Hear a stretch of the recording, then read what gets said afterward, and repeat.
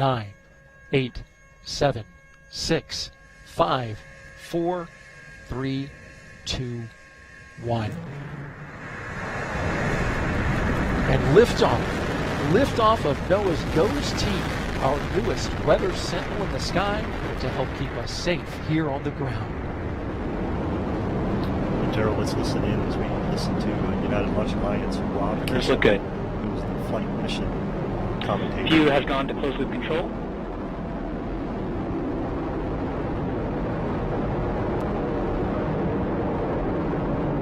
The RD-180 is now throttling down as expected. Engine response looks good. We are now 33 seconds into flight. Atlas is 3 miles in altitude, 0.9 miles downrange distance. Max Q, 48 seconds. We have passed through Mach 1. Vehicle is now passing through max Q, maximum dynamic pressure. Throttle back those RD-180s. Now 55 seconds into flight. Atlas is 7 miles in altitude, 4 miles downrange distance, traveling at 1,900 miles per hour.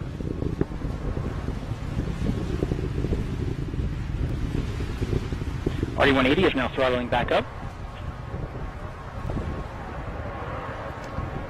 We backed off the throttle to reduce Now the at stress 75 of the seconds rocket. into flight. Atlas is 13 miles in altitude, 10 miles downrange distance, traveling at 2,700 miles per hour.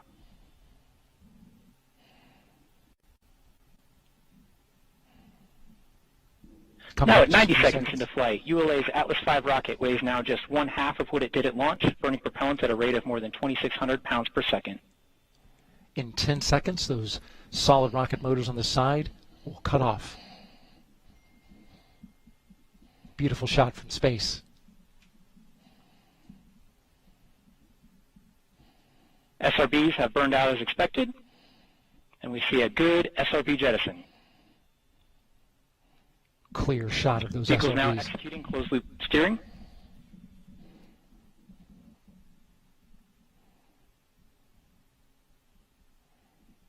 Here in a few seconds, they're going to throttle back up. Vehicle performance looks good at this time. Now 135 seconds into flight.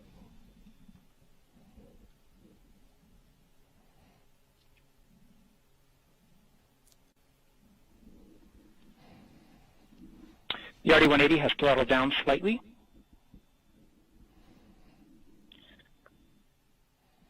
Vehicle performance continues to look good at this time. Tank pressures are stable, and Atlas booster battery voltages remain in their expected ranges.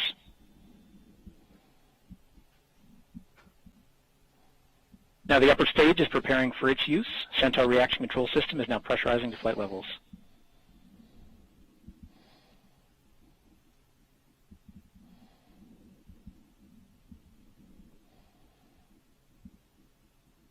Now they'll jettison the payload fairing, which protects GOES-T at 3 minutes and 30 seconds.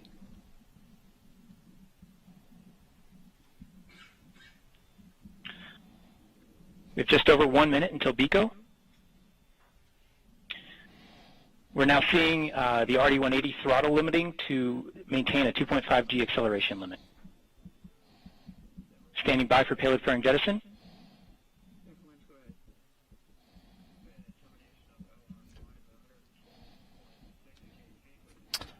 And we've seen a successful payload fairing jettison. Good shot of those fairings. RD-180 is throttled back up now.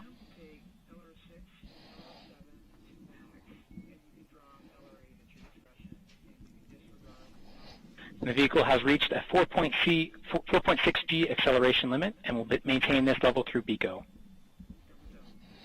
And you're looking at animation now. We've seen that the Centaur has begun its boost phase tail down sequence.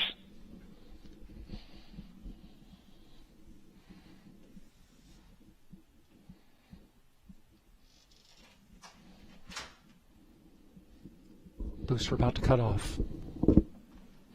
And BECO, booster engine cutoff. Standing by for stage separation and a successful stage separation event.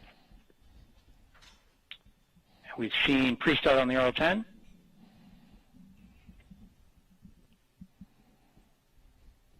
And mess one, we have ignition for the first burn. This first burn of ULA's Centaur upper stage will place the GOES-T spacecraft into a parking orbit around the Earth. This burn will last just over 7 minutes. What a shot there, huh, Mick? Yeah, that was great. They're able to see all that and listen to Rob Kesselman call that flight. The first stage performed very well this afternoon, and everything's looking good. Those Jims. Activity on the reaction control system as it begins its periodic firings to maintain thermal control conditioning. Yeah, those GEM 63s performed well, solid rocket boosters, and RD 180 performed as well. What I really liked was when we saw the payload fairing come off. That was a great shot from the camera. Saw the payload fairing come off, and then most people probably noticed that little half cylindrical come off after payload fairings. Yeah. That was what we call the Centaur forward load reaction deck. Because the fairing, the 5-meter fairing, encompasses both Centaur and the GOES-T satellite, there's a load ring that's inside the fairing around Centaur to help keep that 5-meter fairing from flexing. So that's what you saw when you came off there. I was wondering about that. And the engine response remains nominal.